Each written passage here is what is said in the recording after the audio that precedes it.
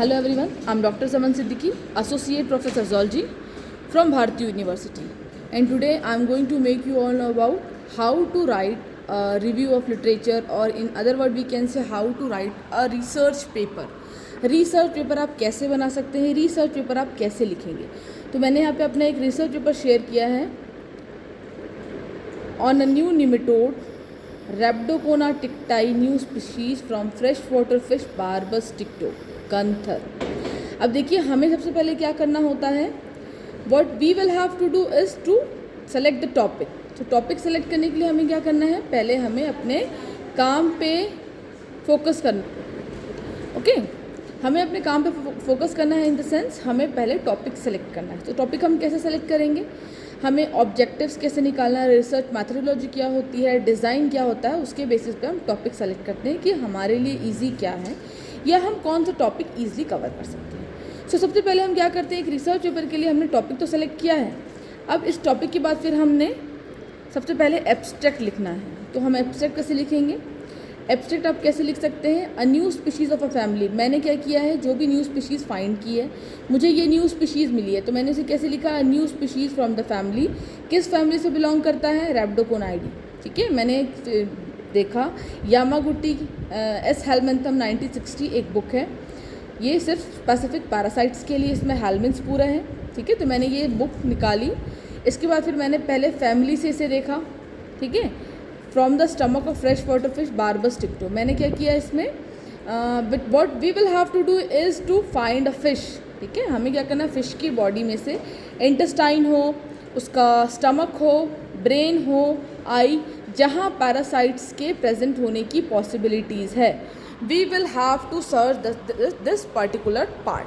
ठीक है, हमें क्या करना है, अब हमने वो पार्ट सर्च किया.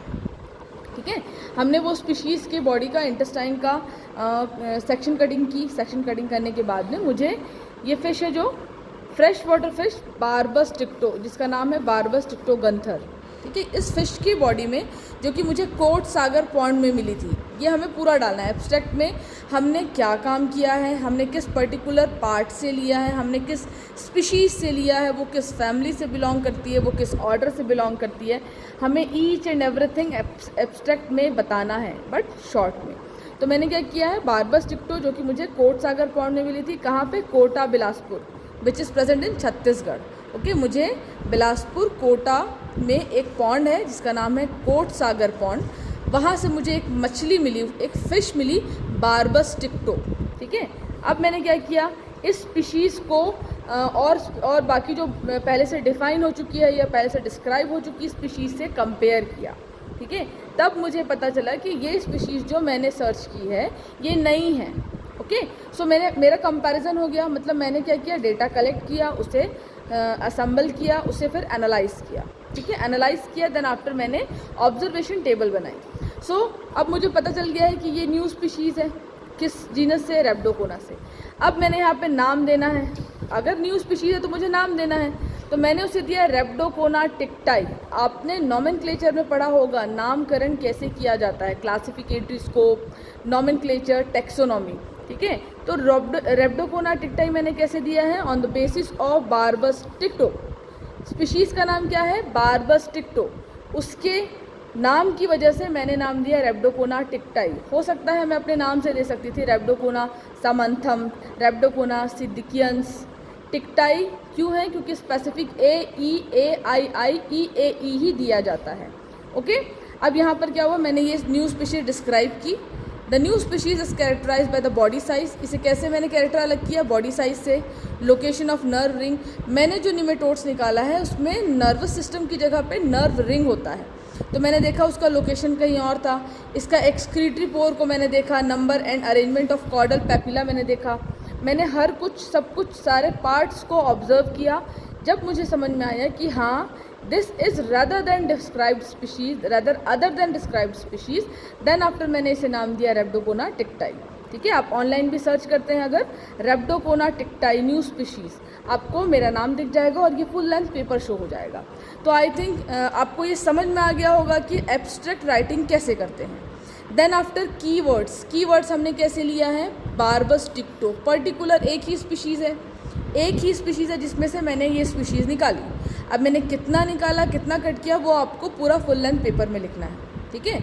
ये आपने बारबस टिक्टो से लिया है और क्या लिया है आपने, निमेटोड्स, और मैंने उसका नाम क्या लिखा है, रेब्डोकोना टिक्टाई।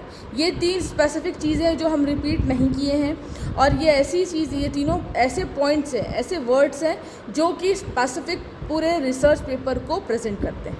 सो this is the key points और key words of the particular research paper. अब हम देखते हैं इंट्रोडक्शन। तो how will I be able to write a introduction. Introduction हम कैसे लिखेंगे, during a study of nematode parasite of fresh water fish. मैंने क्या किया, जब मैं निमेटोड पैरासाइट्स की स्टडी कर रही थी तब मैंने क्या किया, बिलासपुर रीजन मुझे मिला था, पर्टिकुलर बिलासपुर रीजन में जो स्पेसिफिक छत्तीसगढ़ में प्रेजेंट है, इसमें से मैंने निकाला है न्यू स्पीशीज़ ऑफ निमेटोड। ये निमेटोड स्पीशीज़ है। मुझे यहाँ पे पूरी डिटेल बताना है कि मुझे बिलासपुर रीजन से यहाँ पर कोटा के कोट सागर से ये बारबस टिक्टो मिला, जिसमें से मैंने एक न्यू स्पीशीज़ मुझे मिली और मैंने उससे डिस्क्राइब किया after comparison to other species, ठीक है, other species of Rhabdochona. Clear है। अब मैंने ये तो बता दिया कि मुझे मैंने काम क्या करना है या मैंने काम क्या किया था इस पेपर के लिए। अब किया है तो किसके थ्रू किया है, तो मटीरियल एंड मैथड के through.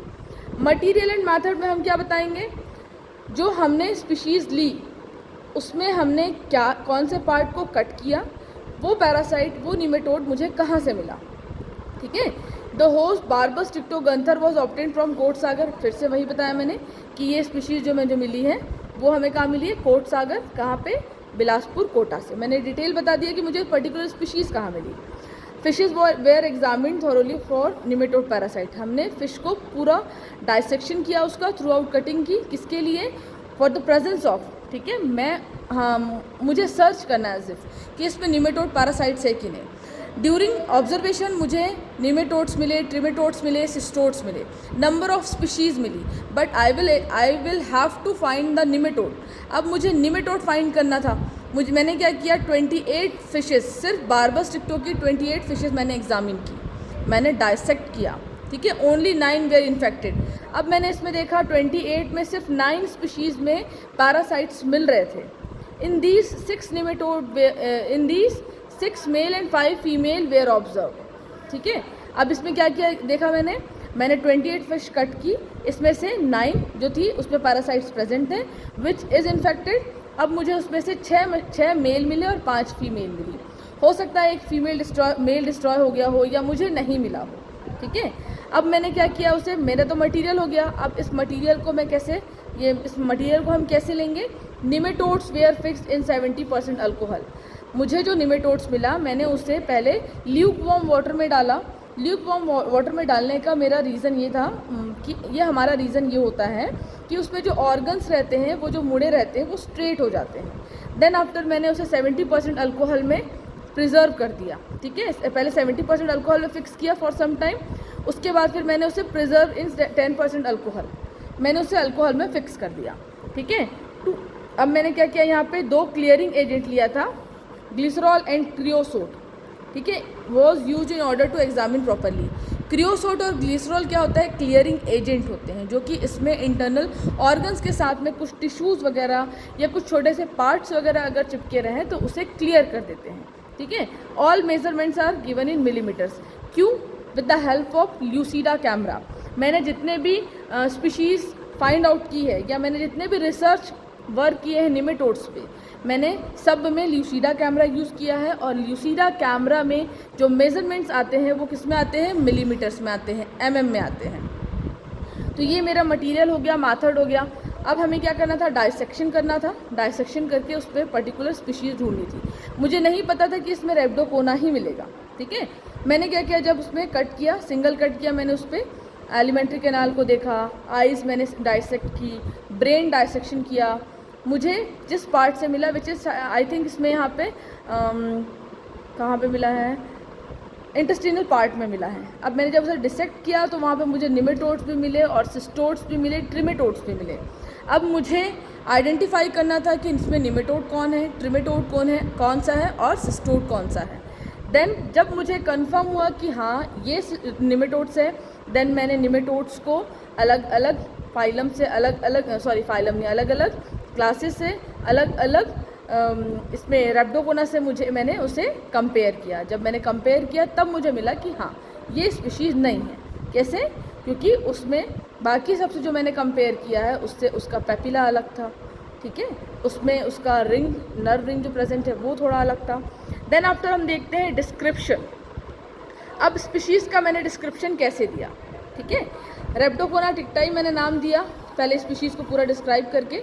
Small to medium size worm with finely transversely striated cuticle. इसमें क्या होता है, ट्रांसफरली स्ट्रेटेड क्यूटिकल प्रेजेंट होता है। इसकी बॉडी स्मूथ होती है, tapering anteriorly and posteriorly, anterior part और पोस्टीरियर पार्ट से ये पॉइंटेड होता है, या फिर हम बोलते हैं tapering at both the side, ठीक है। ये स्पीशीज़ जो मुझे मिली थी उसके जो कैरेक्टर्स थे वो मैंने डिस्क्राइब किए। अब मुझे क्या करना था, मैंने एब्स्ट्रैक्ट लिया, मैंने कीवर्ड्स दिया, मैंने इंट्रोडक्शन दिया, मटेरियल एंड मेथड दिया। अब उस मटेरियल एंड मेथड के थ्रू मैं बताऊंगी कि मैंने जो स्पीशीज़ फाइंड की है उस पर मैंने क्या देखा। तो मुझे समझ में आया ये चीज़ को, उसका एंटीरियर एक्सट्रीमिटी फ्लैट था, लेटरल एली एब्सेंट था, ठीक है, माउथ उसका रफली था हेक्सागोनल, और उसमें oesophagus is divided into 2 portion, muscular and glandular.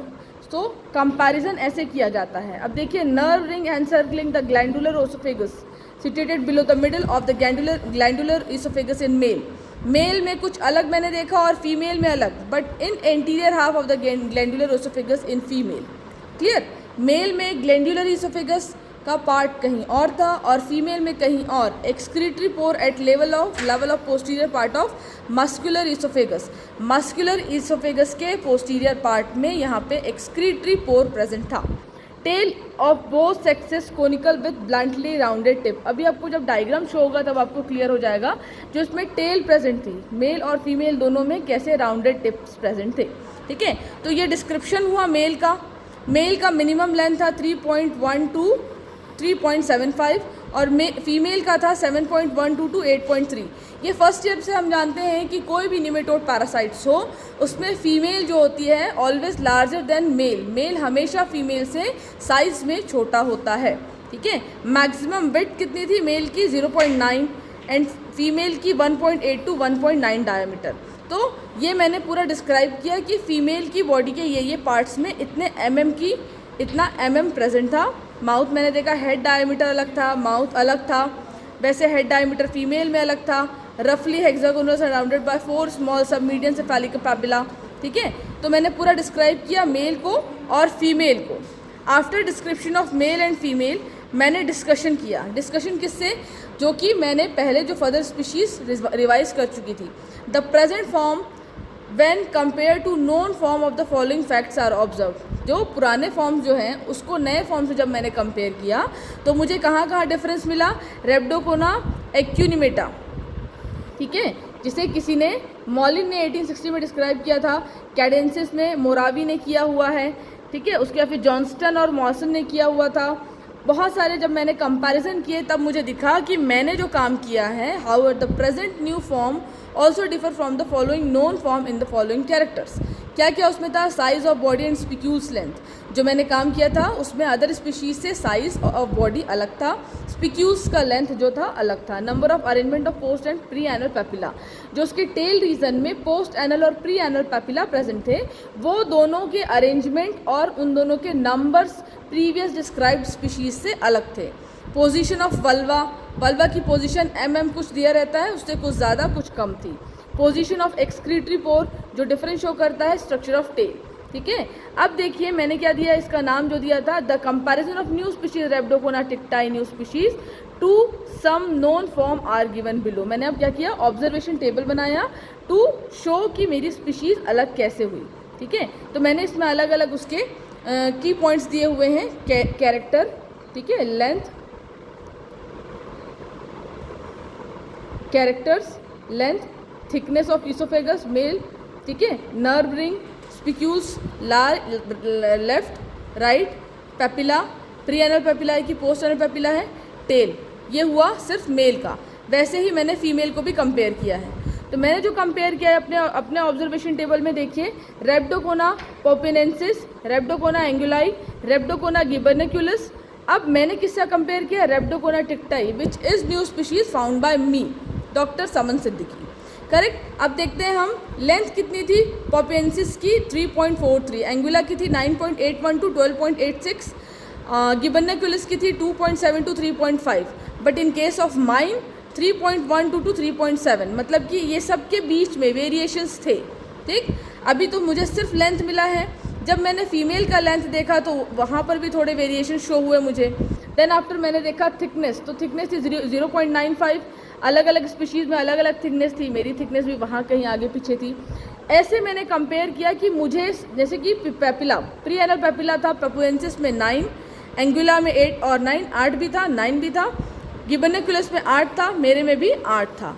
ठीक है, पोस्ट एनल पेपिला मैंने देखा कि पेपुएंसिस में 6 पेयर थे, एंगुला में 6 पेयर थे, गिबर्निकुलस में भी 6 पेयर थे, but in case of mine it is 5 pair.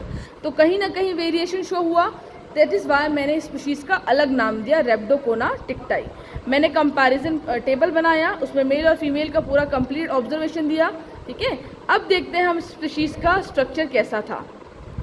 अब आप देख सकते हैं इसका स्ट्रक्चर, ये है माउथ पार्ट, ठीक है, और ये वाला मतलब हम बोल सकते हैं पोस्टीरियर पार्ट, और ये एंटीरियर पार्ट। ये देखिए मैंने भी आपको बताया ना 1 2 3 4 5, क्लियर है।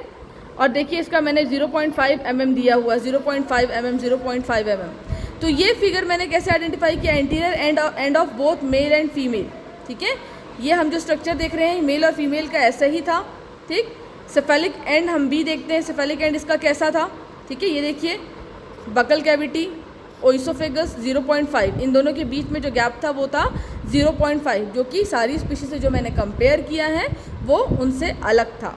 देन आफ्टर देखते हैं फीमेल एंड, आप देख सकते हैं फीमेल की एंड में वी मतलब वल्वा, ठीक है, और यहाँ पे कॉर्डल एंड ऑफ मेल, ये कॉर्डल एंड ऑफ मेल का एंड है। ठीक है, मेल का कौन सा एंड है, posterior and. So this is the basic difference between, मैंने डायग्रामेटिक रिप्रेजेंटेशन भी दिया है, मैंने उसमें कंपेयर करके भी बताया हुआ है कि ये किस किस स्पीशीज़ से रैदर डिफरेंट है। देन आफ्टर मुझे रेफरेंस लिखना था, तो I think you are able to know how to write a reference. आपने जिसके भी पेपर में से जो भी पॉइंट्स लिए हैं और आपने जो चेंज किए, देखिए मैंने रेप्डोकोना का बहुत सा लिया, रेप्डोकोना एंगुला, रेप्डोकोना रेलाइट, रेप्डोकोना विथ रिवीजन, ठीक है, इसके फिर निमेटोड रेप्डोकोना रेलाइट, मैंने ये सारी स्पीशीज़ देखी, कंपेयर की, देन मैंने ऑब्जर्वेशन टेबल बनाया, अपनी स्पीशीज़ का नाम दिया।